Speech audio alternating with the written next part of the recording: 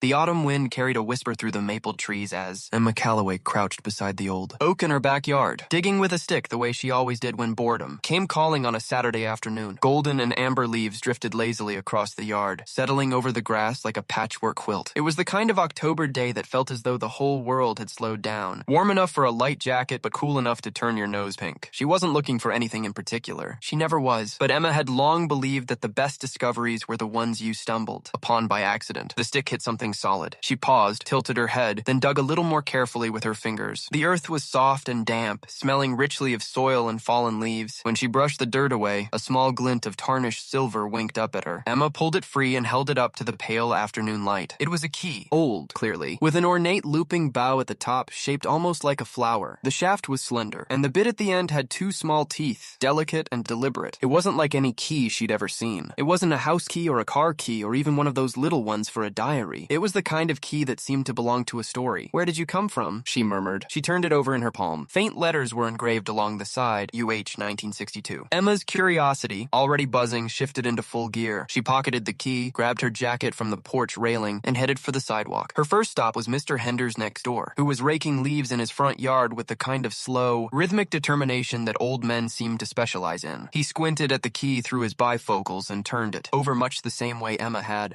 He said thoughtfully. "Decorative key, that. Might be for an old jewelry box or a lockbox. These little teeth here suggest something small." He handed it back. "Where'd you find it?" "Buried in my backyard," Emma said. "Under the oak tree." Mr. Henders raised an eyebrow. "Your house was the Whitfield house, you know, before your family moved in. Old Whitfield family lived there for decades. Left in the mid-90s, I believe." He nodded slowly, as though something was falling into place. "Beaker Whitfield, maybe?" Emma's pulse quickened. "Do you know anything else about them?" "Not much," he admitted, "but old Mrs. Garza down at number 42 has lived on this street since 1958. She'd know." Emma was already moving before he finished the sentence. Mrs. Garza answered the door in a flour-dusted apron, delighted by the company. She examined the key over the kitchen table while her apple pie cooled on the counter, filling the small house with a smell so perfect it almost seemed fake. "The Whitfields," she said warmly, her dark eyes growing soft with memory. "Oh, what a lovely family. Harold and Ruth and their daughter, Celia." Harold was an amateur historian, very passionate, always collecting things, photographs, letters, documents about the neighborhood. She touched the engraving gently with one finger. "Uhar, that's Harold. William Harold Whitfield. Do you know what this key might open?" Emma asked, leaning forward. Mrs. Garza tapped her chin thoughtfully. "Harold had a little shed at the back of his property. He kept his collection in there, said the house got too cluttered, but the property line shifted when they sold the lots. I believe that she might still be standing, actually." She looked at Emma carefully. "On the empty lot just past the Brennan house. Have you seen it?" Emma thought of the straggly, overgrown lot at the end of Crestwood Lane. She'd walked past it 100 times, without ever peering too closely beyond the hedge. Her heart hammered. "I'll go look," she said. Mrs. Garza pressed a small wrapped slice of pie into her hands before she left. "Be careful," she called after her. "And Emma, some things are meant to be found. I think this might be one of them." The lot at the end of Crestwood Lane looked different. Once you knew to look past the surface. The hedge was tall and overgrown, its branches tangled like interlaced fingers. Emma squeezed through a gap where two shrubs didn't quite meet and found herself in a small clearing thick with fallen leaves. And there it was. The shed stood half hidden beneath the trailing arm of a willow tree, its wooden walls weathered to a pale gray, its roof dusted with leaves and moss. It was small, barely larger than a garden shed, but solid, clearly built by someone who cared. A rusted padlock hung from a hasp on the door, old and stiff-looking, with a keyhole that was shaped exactly, unmistakably, like the bow of the key in Emma's pocket. She stood very still for a moment, the autumn leaves swirling around her ankles. Then she stepped forward. Her hands trembled very slightly as she slid the key in. For a terrible second, nothing happened. The mechanism too stiff, too long frozen. She held her breath, twisted the key firmly, the way her dad turned old jar lids. There was a heavy, satisfying click. The padlock fell open. Inside, the shed smelled of cedar and dust and something faintly sweet. Old paper, Emma realized. Afternoon light slanted through a small, grimy window, illuminating swirling motes of dust like tiny stars. Shelves lined the walls, crowded with labeled boxes, old ledgers and stacked files. Garden tools leaned in one corner, their wooden handles soft with age. And in the center of it all, sitting atop a low wooden table, was a chest. It was smaller than Emma had imagined from fairy tales, maybe the size of a large shoebox, but it was beautiful. Dark wood with iron fittings, a small lock on the front. She reached out and found, to her astonishment, that the lock was already open, merely resting in its clasp, as though someone had unlocked it long ago and simply forgotten to come back. She lifted the lid. Inside, carefully folded and bundled in neat stacks with ribbons, were letters. Dozens of them. Beneath the letters lay small keepsakes. A pressed flower, flat and papery, a child's drawing of a house, a small metal soldier, a photograph, black and white. A family of 3 standing in front of a familiar oak tree, beaming at the camera. Emma sat cross-legged on the dusty floor, picked up the first letter, and began to read. Harold Whitfield, it turned out, had written to his daughter Celia every year on her birthday, even after she'd grown up and moved away. The letters were funny and warm and heartbreakingly kind, full of news from the neighborhood, memories from her childhood, observations about the changing of the seasons. There were letters from Celia, too, folded and kept just as carefully, describing her life in California, her own children, the way she still missed autumn leaves. There was a letter from Ruth, Harold's wife, addressed simply, "To whoever finds this, when the time is right." Emma unfolded it carefully. If you are reading this, then the key has done its job. Harold always believed these letters were too precious to be lost, but too personal to simply throw away. He meant to donate them, but time ran short. We hope they find their way to people who will care for them. The neighborhood shaped us. We hope in some small way these words give something back. Emma sat quietly for a long moment, the shed breathing softly around her, leaves pattering against the roof. She carefully placed everything back and closed the lid. The Millbrook Historical Society was a cheerful, slightly cluttered building 2 blocks from Emma's school. The woman at the desk, Miss Petrov, according to her nameplate, looked up when Emma walked in carrying the chest, the key laid on top. It took some explaining. Emma told the whole story carefully, beginning with the stick, and the dirt and the glint of silver. Miss Petrov's expression moved through surprise, delight, and something close to wonder. "We actually have a small Whitfield file," she said almost reverently, taking the chest and setting it on the counter. "Harold donated some documents years ago before he passed, but we never knew about this." She turned the key over in her hands. "This is a remarkable find, Emma, truly. Mrs. Whitfield's letter said they wanted people to care for them," Emma said. "I thought you'd do that." Miss Petrov smiled warmly. "We absolutely will. And would you like to be credited in our records as the discoverer? I think that's only right." Emma stood a little straighter. She hadn't thought about that. She thought about Harold Whitfield bent over a desk, writing careful, loving letters. She thought about the oak tree in her backyard that had stood through all of it. "Yes," she said. "I think I'd like that." Walking home through the leaf-strewn afternoon, Emma passed Mr. Henders, who raised his rake in a salute. She waved back. She passed Mrs. Garza's house, where the kitchen window glowed warm and golden. She turned the key over once more in her fingers. The society had asked her if she wanted to donate it, too, but Miss Petrov had pressed it gently back into her hand. "Keep it," she'd said. "Every good story needs someone to hold the key." The autumn wind rustled through the maples overhead, scattering a fresh cascade of amber leaves. Emma pocketed the key, pulled her jacket a little tighter, and walked home through the beautiful, whispering afternoon, carrying with her the quiet and certain feeling that the world was larger and more connected than she had known that morning, and that sometimes all it took to find that out was a curious mind, a kind heart, and the willingness to dig just a little deeper.